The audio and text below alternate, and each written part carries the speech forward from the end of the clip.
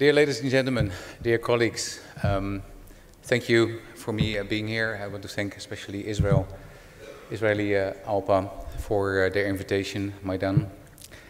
My name is Otjan bruijn. I'm the Vice President of the European Cockpit Association and also captain on the Boeing 777 and the 787 flying for KLM, very small country, northern part of Europe. I've been asked to present to you something about our work we do in Brussels for the ECA, explain to you some of the current status on membership for drone pilots with member associations, unions, and also the current situation of the drone regulation done by mainly EASA in Europe. So what is the European Cockpit Association?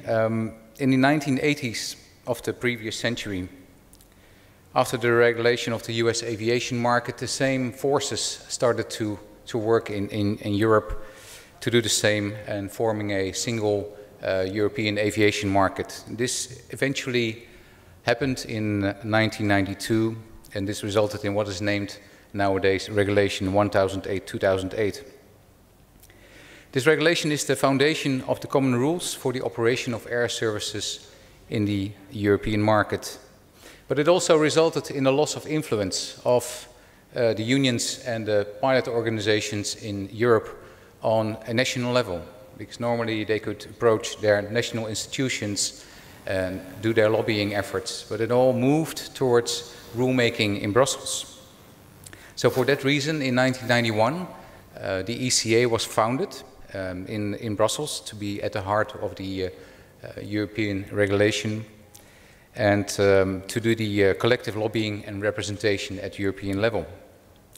At this moment, the ECA has 36 member associations, and we have almost 40,000 European professional pilots as members. So what does the ECA stand for?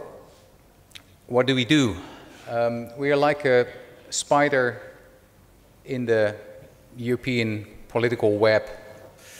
We have influence through committees, certain rulemaking groups and other stakeholder processes in, for instance, ECAC, which is the European Civil Aviation Conference, and they're dealing mainly with security. Further, we have the CAN, which is the European Committee for Standardization, CESAR, which deals with single European sky, of course the European Commission, and EASA, the Aviation Safety Agency, who also is responsible for the drone regulation. I would like to highlight some of the main topics we are working on in ECA for the past year. One of the main priorities is the fight against atypical employment.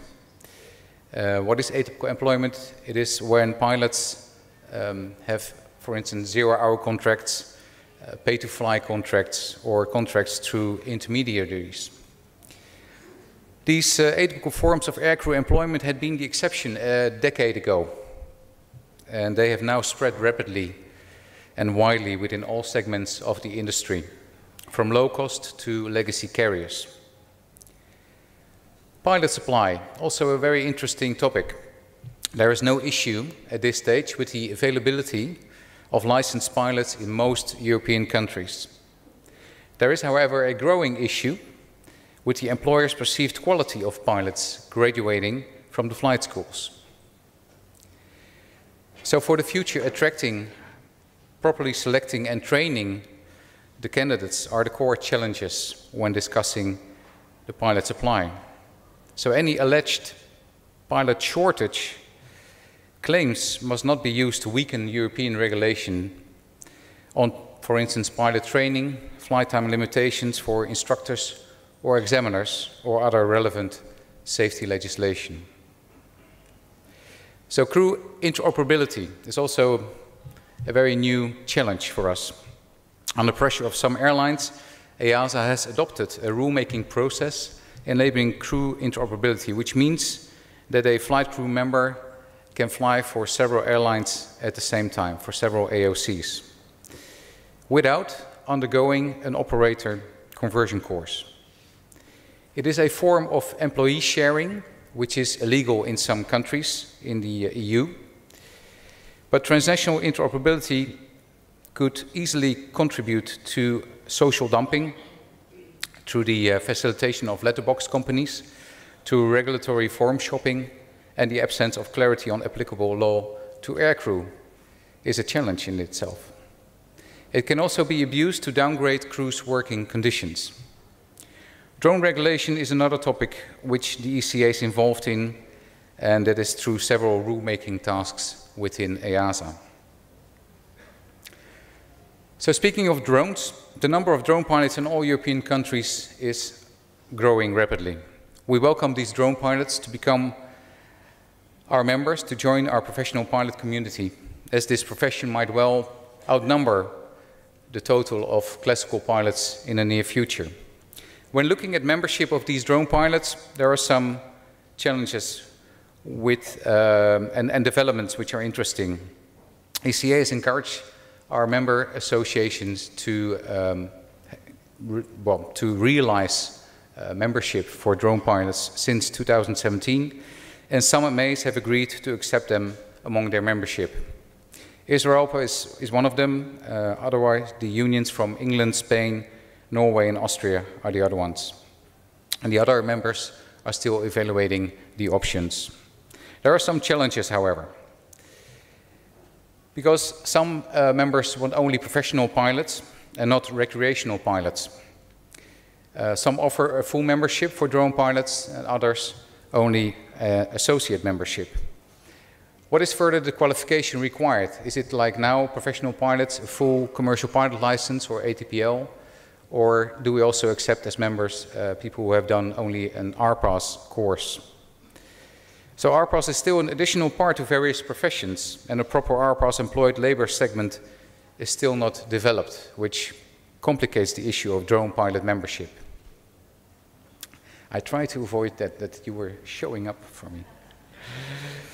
The recent drone incidents at airports like Gatwick, Heathrow, Dublin and Stockholm show the necessity for drone regulation. What is important is aiming at incorporating the risk of drones in the airport risk management scheme and share and gather the results among organizations who have worked in the domain of drone collision with aircraft. This is how the current regulation in Europe looks like. There is no difference anymore between commercial and recreational operations. The EU framework proposes a division of drones into 3 subcategories, which is the open, specific and the certified category. These categories are based on the risk and type of operations performed by the operator or the pilot. EASA is currently in the lead of this regulation, and they are developing safety promotion material and developing national registration systems for their interoperability. So for carriage of people and dangerous goods, this can only be done in a certified category. So licenses and an AOC are needed, like in manned aviation. But imagine that packages of up to 25 kilograms can be delivered with only a little bit of pilot competence and an age just over 16. There's a large risk in this. So if outside the open category limitation, the specific category requirements are valid, whereby an operator is responsible for the risk assessment and his operator is recognized by the authorities, and there should be oversight, of course. The problem is in the open category, which is green. There's where the problem is. Because all commercial operations should be within the specific category. Because when money is involved, doing business, meaning carrying out operations for people, there should be a minimum quality control which is applicable for all operators and pilots. There is commercial pressure which could be an incentive for operators for cutting the corners if there are no extra rules. In the light of the incidents at Gatwick recently, it would be more sensible to go further, to make legally binding the restrictions on where drones may fly and how high. The difficulty remains that all laws and regulations must be enforced, and at the moment they seem as little observed as speed limits are. So to conclude, in the absence of reliable technological ways to bring down rogue drones or even apparently to track down their controllers, the risk of a drone colliding with an airliner is just too high. And this needs urgent actions by the European regulators to make the skies safer. Thank you all for your attention.